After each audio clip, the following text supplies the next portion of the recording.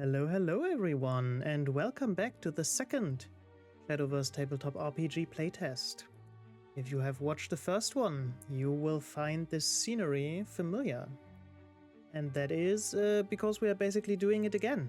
But we will be drawing cards this time. Actually, for real.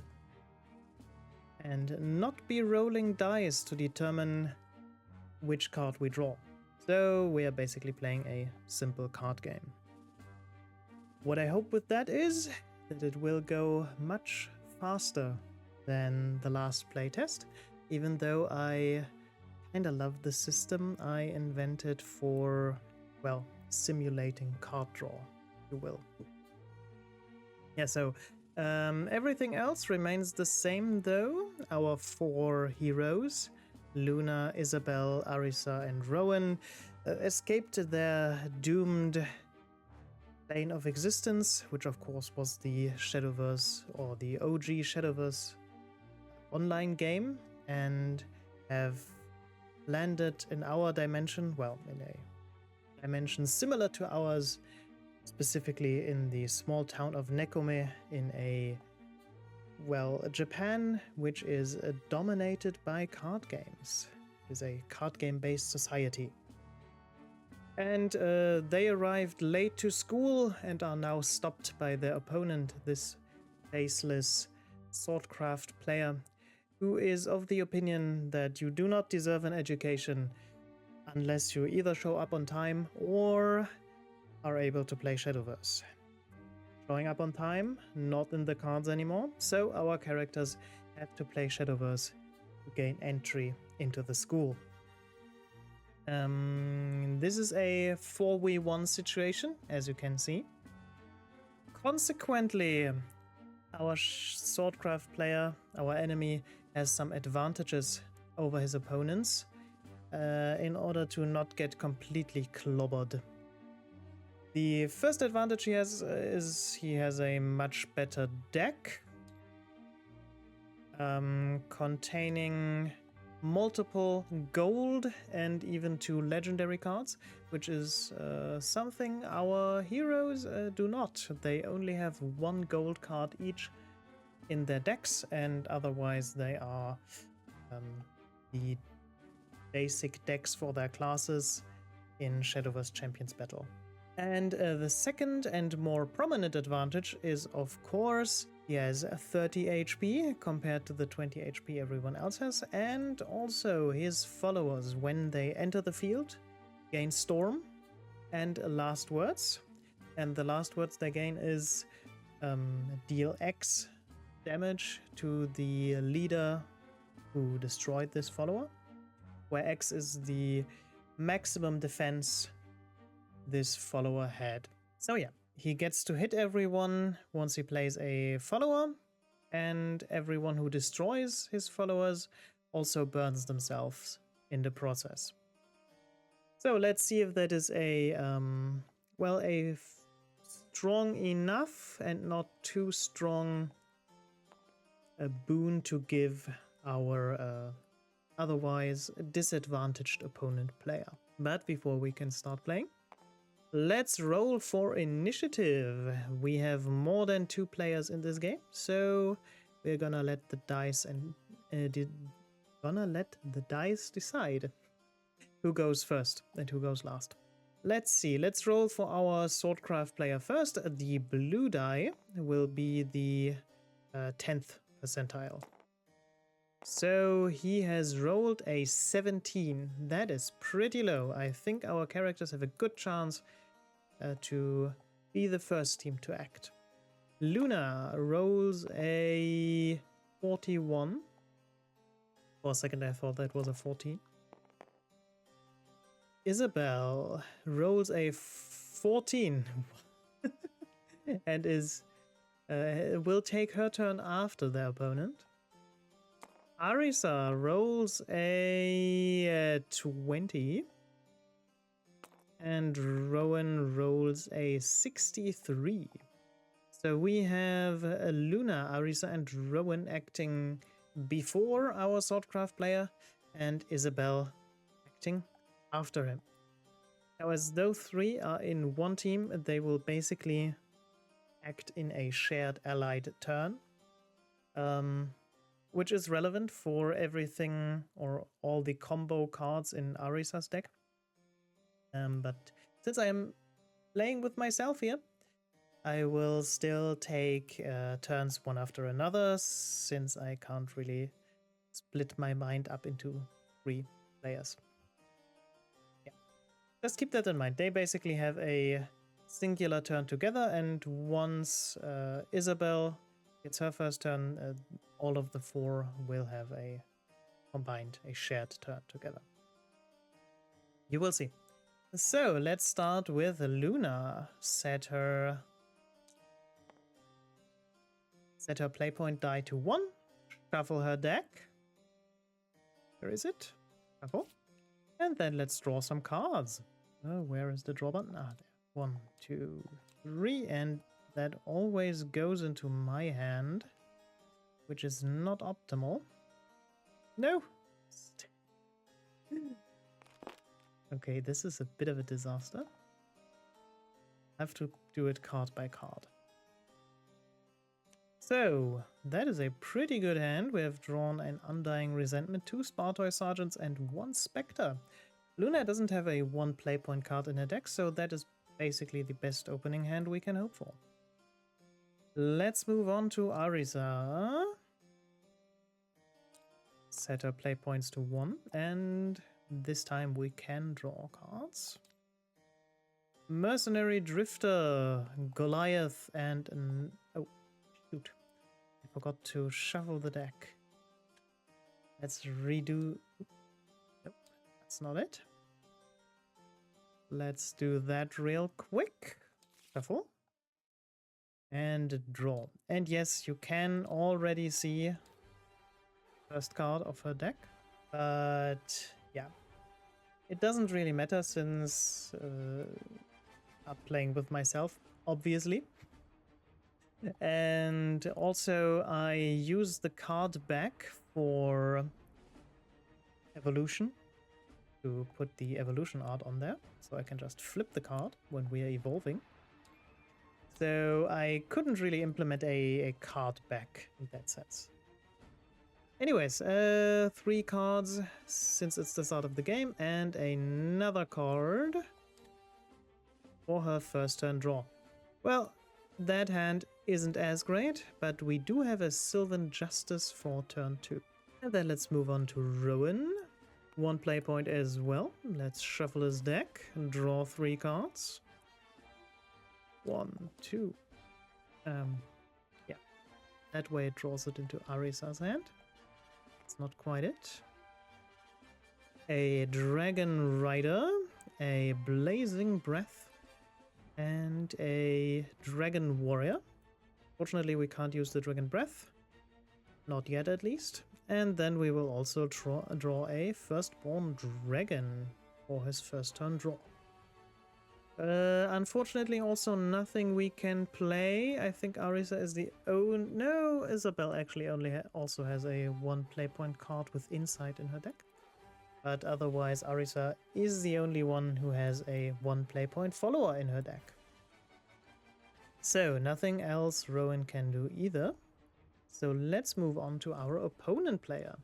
And as he is an opponent, and opponents do get to cheat in this game quite a lot actually, he will get to search his deck. And he will want a Vanguard. Where is the opponent's hand? I don't see it right now. A Vanguard. He will also probably want a Veteran Lancer or a Unicar for turn 2. Not quite sure. Let's get a Veteran Lancer. And for the third draw, let's get a... Ooh, Forge Weaponry is way too expensive. I think for the third draw, let's get a Mentor's Teaching. And then we got a draw for turn, but... I would love to draw Aurelia, Regal Sable. In this game, you can only put one copy of each legendary card in your deck. But as a trade-off, since you, well, won't be drawing it as often, those cards are significantly buffed. And the buffs for Aurelia, Regal Saber include, her cost being reduced to 3. And she gets +X instead of only +X+0. So she would be incredibly powerful, maybe on turn 3, maybe also on turn 4, depending on how many followers our characters put on the field. So, yeah, we would love to draw her for that. However, we can't search. We have to roll a successful luck check. Blue is the 10th percentile again, and green is the 1 percentile. Let's see. Our Swordcraft player's luck is 40, so we need to roll lower than 40, and with that we have a 32.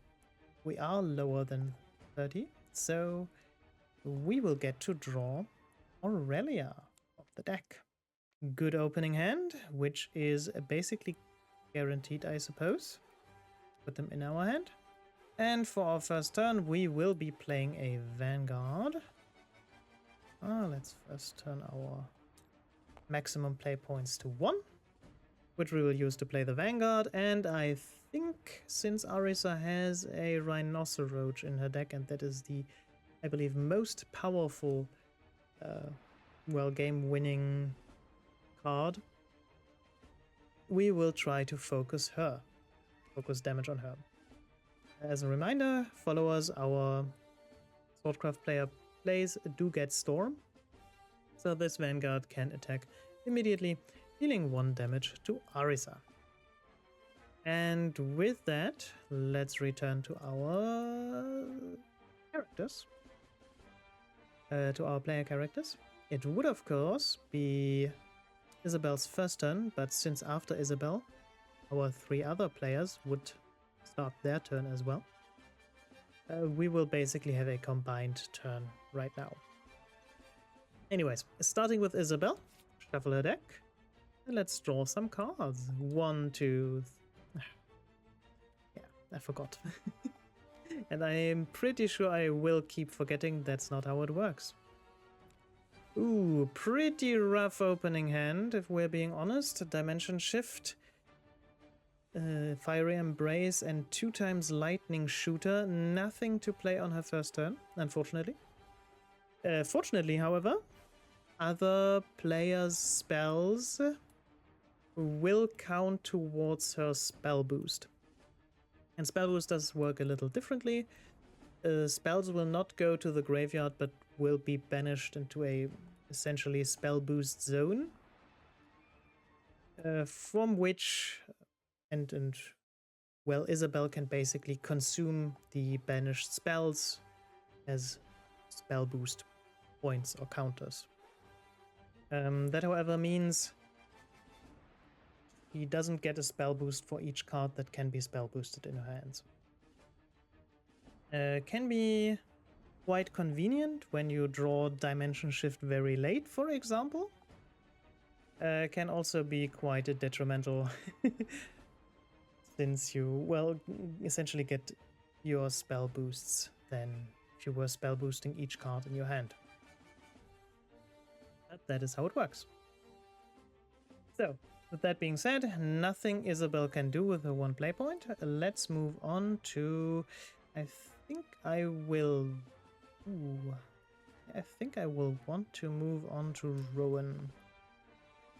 And Rowan will first of all get to draw a card. I won't forget this time that I have to draw it manually. And what will Rowan do? Rowan could destroy the Vanguard. And I think that is what he will do, using the Blazing Breath to destroy the Vanguard, putting it in the graveyard. Costs only 1 play point. Should I have done that?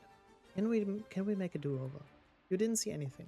We will make a do-over. Because I'm a bit of an idiot. No, Rowan will play the Dragon Rider. Of course, that one can't attack yet. And then we will move on to Luna. 2 play points available.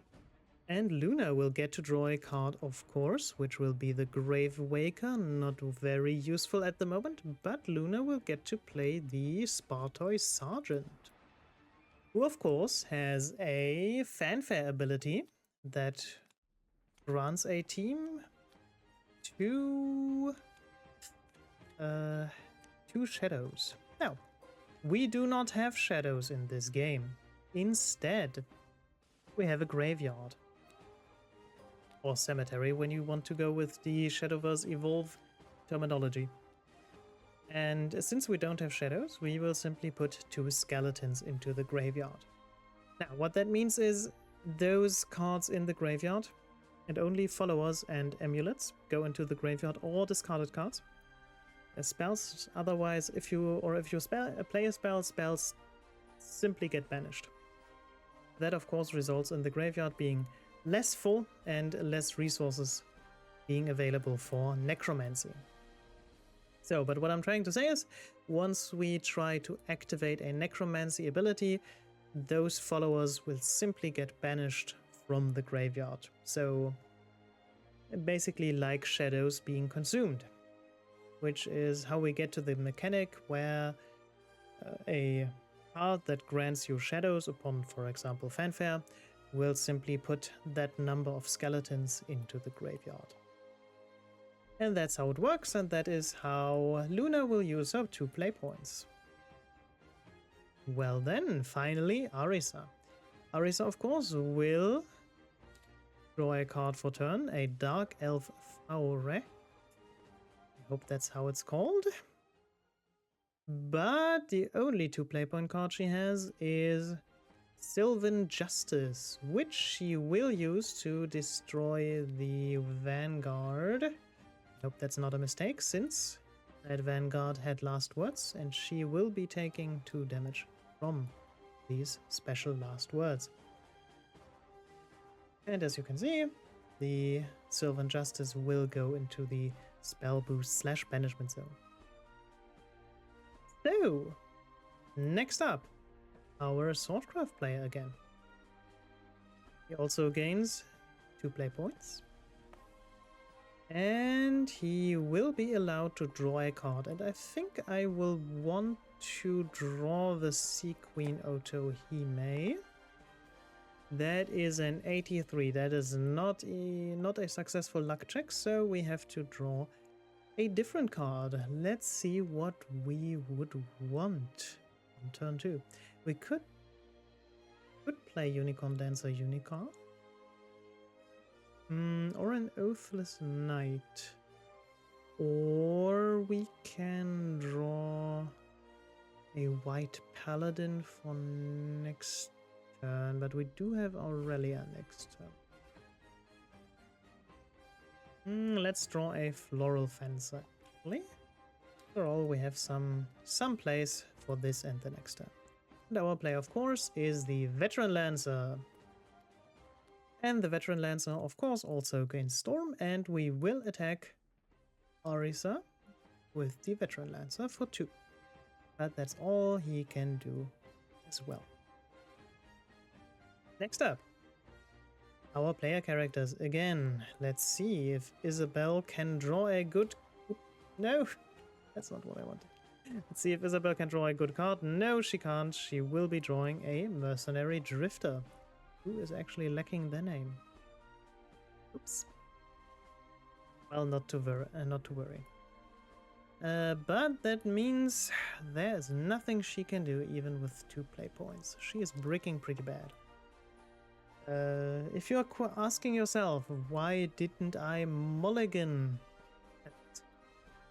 the first turn? Well, because mulligan when you are playing in a team of 4 would be way too powerful. So you don't get a mulligan and you just have to kind of rely on your teammates to have a decent hand available. And as you can see, I mean, Luna does have a very good hand available, I will say so. So let's go move on to Rowan, I think. Draw a card, a Disaster Dragon. Way too expensive as well. But I think he will simply be putting a firstborn dragon onto the field for 3 play points. And then we will move on to Luna, drawing a card, which will be a playful necromancer. Not quite useful yet, but later on, surely. And Luna will use her Undying Resentment to destroy the Veteran Lancer. Good to spread out the damage from the last word effects. Now, Undying Resentment usually has a Necromancy attached to it, which would have consumed the 2 cards from the graveyard. But I decided for the tabletop RPG, you get to decide if you want to activate your Necromancy ability or if you, well, don't. And obviously, Luna decided not to activate it. And last up will be Arisa. She will be drawing a fighter. Unfortunately, I forgot to give her a berry, actually. Let's remedy that. Unfortunately, nothing with a combo ability in her hand until now. But she will get to play a Dark Elf Faure for her 3 play points. And Luna, of course, also has 3 play points. Used only 2, though. Well then, the Spartoy Sergeant and the Dragon Rider were on the field already, so they will get to attack their opponent. 1, 2, 3, 4 damage coming in. And that is our team's turn. Let's see what their opponent can do. First of all, of course, card draw. Let's see if we can draw Sea Queen Otohime this time, and we can, very comfortably so. Now there are 1, 2, 3, 4 followers on the field. Is that enough? Since we have multiple players partaking, the field is expanded and can hold up to 8 followers per team. So we can actually technically go to double that amount of followers. But I kind of boxed myself in here by drawing the Floral Fencer earlier, and this time the Sea Queen Otohime, so we don't have a 3 play or a turn 3 play other than Aurelia in hand. So I guess no choice but to play Aurelia now. She of course gets 1, 2, 3, 4 plus 4 attack and a plus 4 defense.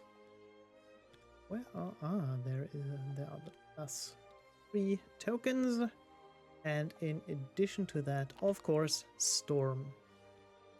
And if you've played the original game, you know that she is untargetable to spells and effects, since there are more than 3 enemy followers on the field when she entered. And she also, of course, gets Storm from the ability of our Swordcraft player. And we will use Aurelia to... She has 6 attack. This is the time to introduce you to another rule I will be applying from now on. You see, it is, or it would be, always optimal to only attack 1 player until they are defeated.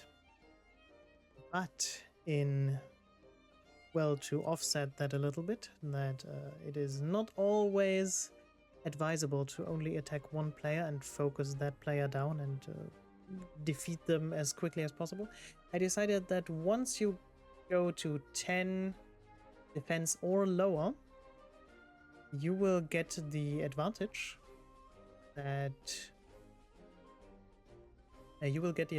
you get to search your deck instead of drawing. So you basically operate under the same rules as your opponents do. So is it advisable to put Arisa to 9 hit points and give her that advantage so she can basically draw a Rhinoceros at will, or an elf guard at will, for example. Or would it be more advisable to damage another opponent? None of the others really have a win condition. But should we allow Arisa to draw that win condition?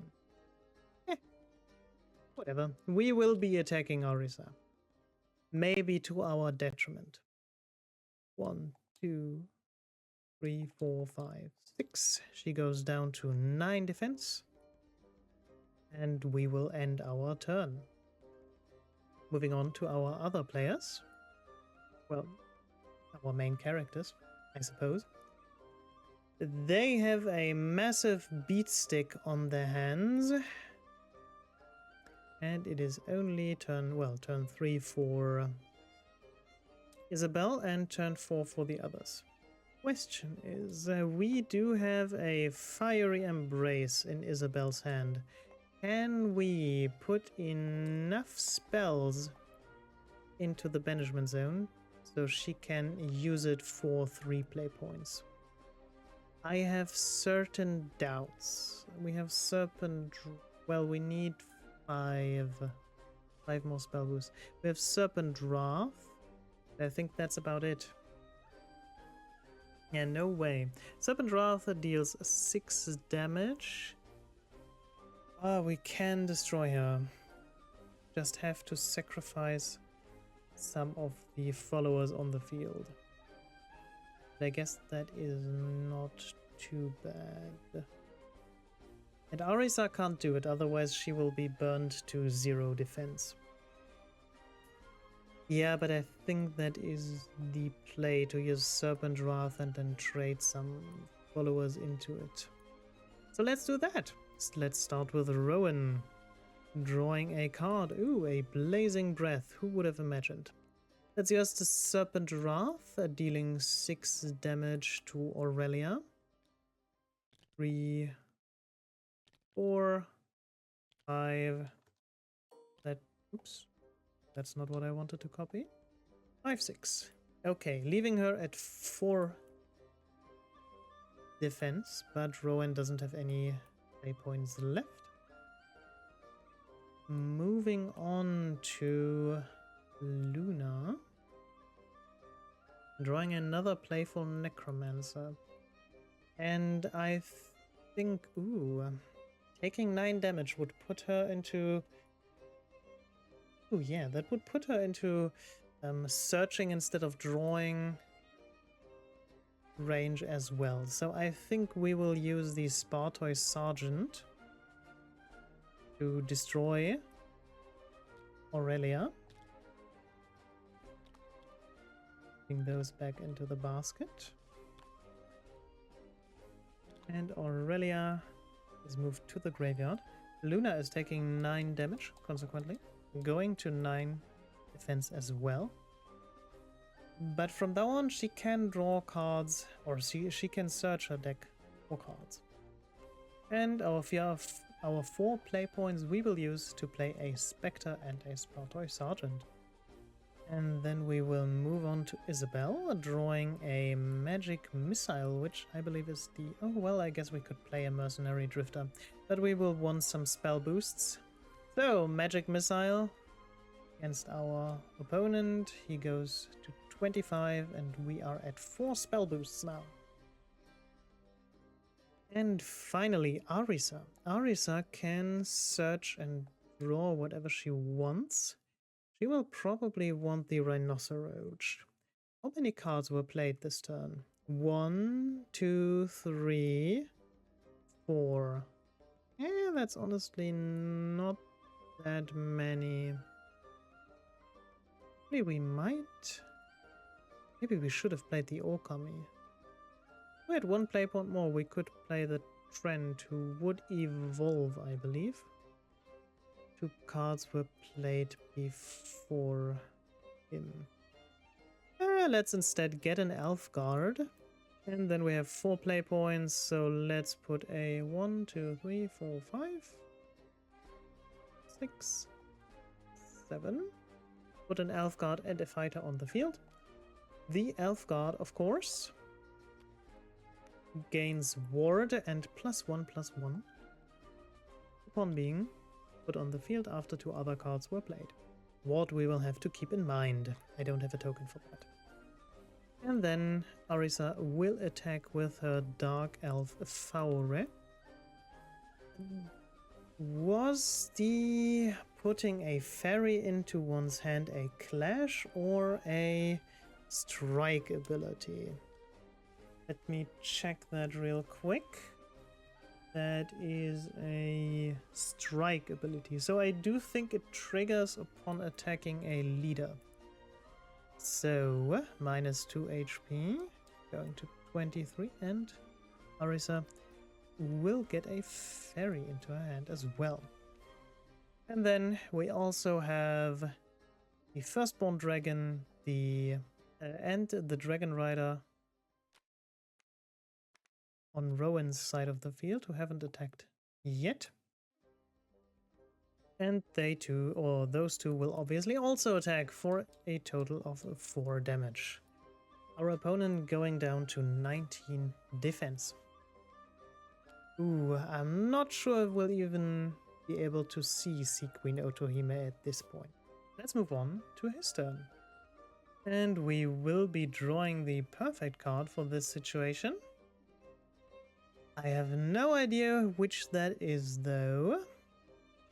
Could be drawing a Goblin Mount Ogre or a Mirage Defender. I think it might be Mirage Defender. Yeah, we will be drawing a Mirage Defender. And putting that on the field immediately as well. 1, 2, 3, 4, 5, 6, 7. We would have to attack the... Well, we do have to attack the Elf Guard, I suppose. Well, I guess then we'll do that. 1, 2, 3. It survives with 1 HP. And our Mirage Defender still has 2 left. Nothing else our opponent can do, unfortunately.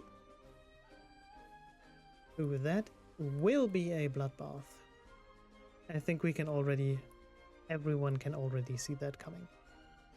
So, actually, can we win this turn? Maybe. Honestly, maybe. 1, 2, 3, 4, 5, 6, 7. If we had more space on the board, probably. And unfortunately, Isabel will not have done anything this turn, as it looks right now. You know what? Actually, let's just try and go for the win. Why shouldn't we? Let's start with Rowan, using a Blazing Breath on the Mirage Defender, destroying it, and he will take 4 points of damage for destroying it, but whatever. Oh, well, actually, no, we can't go for the win, unfortunately. There is not enough space on the board. Well, 2, 4, 6, 8, 10, 12, 14... Plus 2 from the Rhinoceros if I were to draw it. Oh, I forgot to draw a card, by the way. Well, no matter. Yeah, that is not enough in any case. But Rowan will still put his Dragon Warrior on the field. That will be his turn. Then let's move on to Isabel. We really can't do anything because the board is full. And then let's move on to Luna, who also can't do anything because the board is full. And Arisa will draw her Rhinoceros, the singular Rhinoceros in her deck. But she also can't do anything. Except for attacking, of course. 2 damage from the Elf Guard, 2 damage from the Spartoy Sergeant, 2 damage from the Spectre, 2 damage from Dark Elf Faure, and of course, another fairy.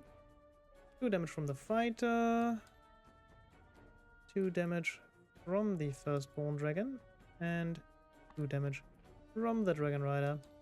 giving our opponent at 5 hit points.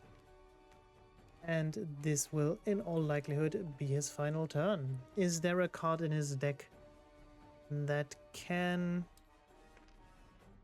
Actually, I could have evolved 3 times. Oh, he could have been beaten already. Well, no matter. Is there a card in his deck that can turn the tide in his favor? Ooh. I guess we can use a white paladin, putting that on the field, and evolving it. That will spawn 7 additional Shield Guardians. Ah. Turn them in the correct direction. 1, 2, 3, 4, 5, 6, 7. Filling his board immediately. And we still have 2 play points left, actually.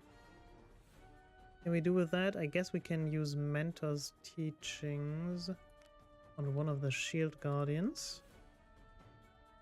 And draw... Oops. That's not it. Search our deck for another card.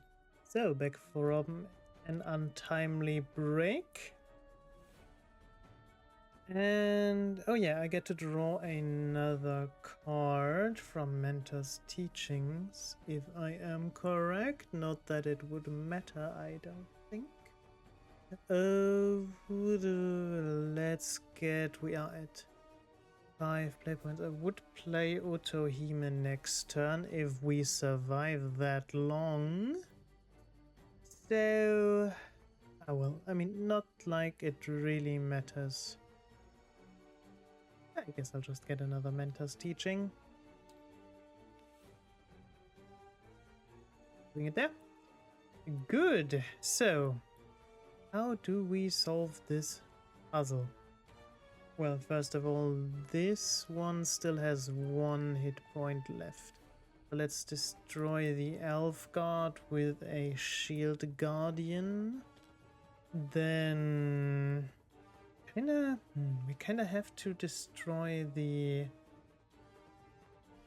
Oh yeah, and... Force deals 1 damage to Arisa. Actually, maybe we can kill... If we can kill Arisa here... Our 2 followers will disappear. So 4, 5, 6, 7, 8. Yeah, I think that is probably the best version. 1, 2, 3, 4, 4, 5, 6, 7, 8. All those attack Arisa, so she goes to 0. And her followers, the fighter and the Dark Elf Faure, are removed from the field. So that leaves 3 Shield Guardians. And I guess 1 will be destroying the Spectre. Doing 1 damage to Luna, and the 2 of them will also attack Luna, I think. Okay, we might be seeing a comeback since I missed lethal last turn. Happens to the best of us. And me as well. Good, well, that was a massive turn. Let's go to our team of players. Arisa is unfortunately gone. Mentor's Teachings gets removed, of course. It gets banished, but the Swordcraft player doesn't really benefit in any case. So, then let's continue with Luna, shall we? We draw 1 card. Increase our die to, or our play points to 6. So we got 1, 2, 3, 4, 5, 6 cards on the field. all of which have ward. Oh, but we can use a playful necromancer evolve to spawn 2 ghosts, and I think that is probably what I'm gonna do. Fortunately, no 2-play point card to also put on the field, but whatever. So, playful necromancer on the field.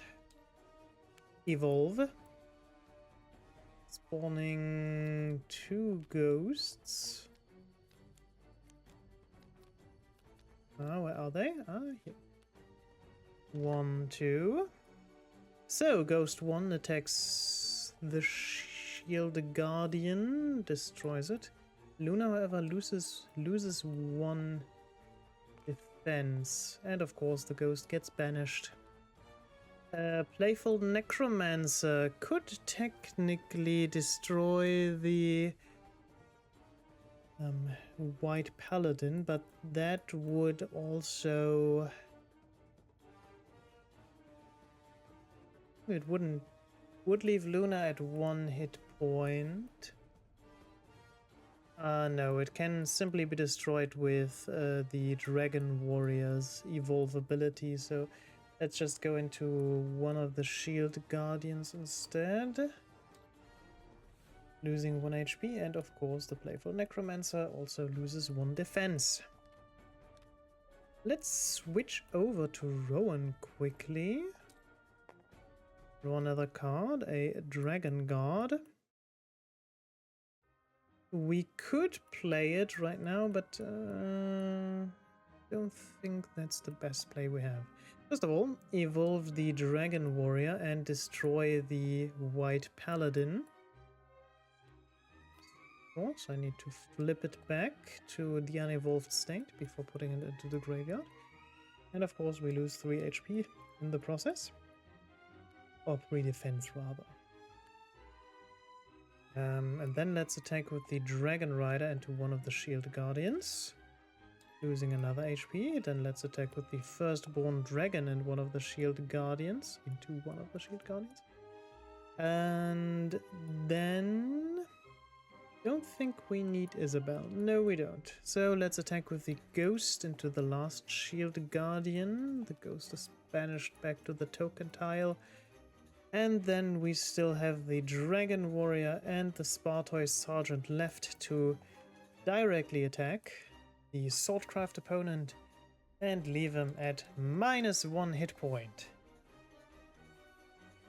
And with that, victory for our 4-player characters, except for Arisa, I guess. Unfortunate for her. Well, that turned out to be quite close after an initial misplay of mine. Could have been much less close, but there we go. Happens to all of us. So, what do we think about the changes compared to the first trial run? First of all, it honestly, I don't think... No, I kind of expected just drawing cards and not rolling 4 cards to draw from the deck to result in a much quicker game than the first try, but I think it was almost even, or almost equal. When I explain some of the rules in both videos now. And we also have to keep in mind that I am playing for 4 different characters at the same time, so if you were to play this with multiple players, this would probably go quite quickly, but apparently quite quickly in both cases. Also, it appears that spell boost is kind of very bad. I mean, that might be a result of me just drawing absolutely abysmal. Absolutely abysmally? Yeah, I think abysmally is correct in this case. But even if we had drawn Insight and Magic Missile a good amount. I'm not sure if there's any chance to actually get to like dimension shift, especially when we have to use up some of our spell boosts to play cards like Fiery Embrace. We might have to buff the spell boost mechanic, maybe by giving as many spell boost tokens or spell boosts as a spell costs when it's played, or a spell would cost if it wasn't spell boosted. So Fiery Embrace, for example, would give 8 spell boosts, but then Dimension Shift would give 18. That would probably be very strong. Maybe too strong. I think I'll leave it as it is for now. Get some more playtest games in and see. Maybe I just didn't draw well enough. Yeah. And I think that is the result of this game. I think I will still continue with drawing cards instead of rolling on a card draw table. Even though the time gain, I guess, or time save is negligible, I think. But it is a little bit easier to manage in Tabletop Simulator when you can just draw a card from the stack. And you don't need to like roll a die and then go into the search menu and look for the correct card to pick. And I also don't have to like fumble with 4 different sheets of paper. And spoiler alert, I won't be doing many 4v1s anymore. Probably never. Because that is, I think, objectively difficult to balance. So I will probably be having to juggle more than 4 characters at once. Yeah. Anyways, those are my thoughts. If you have any ideas how to change up the game, make it more interesting, leave them in the comments, please.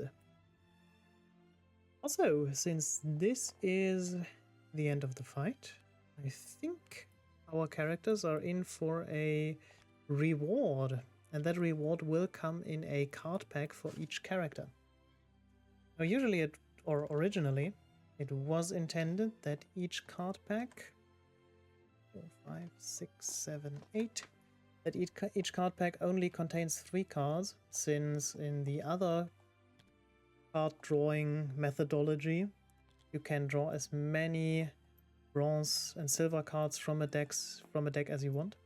So you would only get 3 cards out of each card pack, but if you got a silver or bronze card, you would basically have the entire playset. And now that we are probably gonna be drawing cards normally, that of course changes the calculus. So let's move up to the usual 8 draws from a card pack that we are all used to from the Shadowverse OG game. Let's first roll for Luna, should we? And of course, card drawing from card packs will be adjudicated with dice rolls. And we will only be getting cards from the classic set. Let's roll. First die. The first 7 cards. If we roll a 20, we will get a legendary card. If we roll a 19, 18, or 17, we will get a gold card.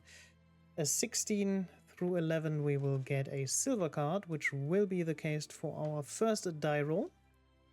And everything below will be a bronze card. So Luna will get a silver, a bronze, a bronze, a bronze, a silver, a bronze, and a legendary card out of this. I'm not entirely sure which ones I am gonna get. Not entirely sure what's in the classic card pack set. So, you know what? I will just edit it in post. But I'm pretty sure the legendary card we will be getting is Lord Atomy. So let's move on to Isabel. Which cards will she draw? She will draw a silver, bronze. That is probably going to be a Fate's Hand. Another Fate's Hand. A silver. A third Fate's Hand. Bronze, a bronze, and another. Well, no, those can't be bronze cards. Another silver card. Okay, and you will see in post which card she actually draw. Let's move on to Arisa. And that is going to be a gold, another gold, a third gold. Jesus, she rolled well. 4 gold cards in a row. Then 2 silver, 1 bronze, and another gold card. Unfortunately, no legendary, but quite well anyways. So we will definitely end up with a full playset of Rhinoceros. And lastly, Rowan. Rowan gets a bronze, a bronze, a bronze, a bronze, a legendary, a silver, and another legendary card. Ooh, wow. Those are probably gonna be 2 Fafnirs. Well, you will see it in the video already. Okay, and the last thing we need to do at the end of any match actually is to increase or decrease the luck of our characters. Since winning a match grants you 1d4 additional luck skill points, whereas I need to look at my own rules.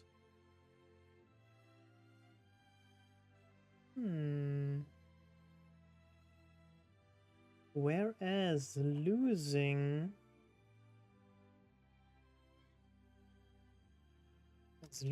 will lose you, I believe it is 1d6. Ooh yeah.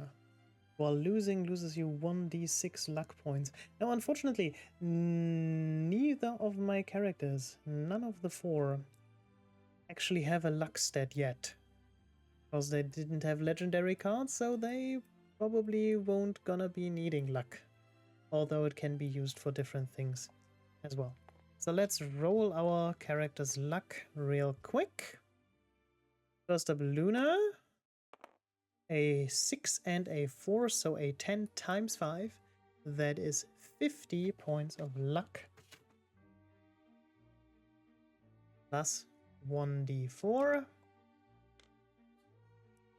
51 points of luck. Then we have Isabel. 2d6. Wow. Oh boy. 3 1s. Jeez. She is unlucky in more ways than 1. So that is 2. The 2d6 are multiplied by 5. So 2 times 5 is 10. Plus 1 is 11 points of luck. Jesus Christ. Well, it's her card draws, I guess.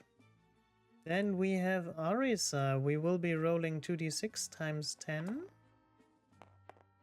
That is 7 times 5 is 35, I believe. And then we will roll minus 1d6.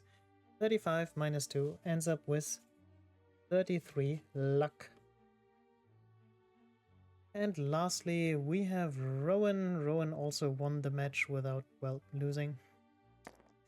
So he gets 4, 5 times 5, 25 plus 1, so 26 points of luck. I believe that d4 always rolled a 1 in all 3 cases. Well, better luck next time, I suppose. And thank you guys again for watching, and I hope to see you again in the next playtesting video. Until then, please do subscribe to the channel, leave a comment, and bye!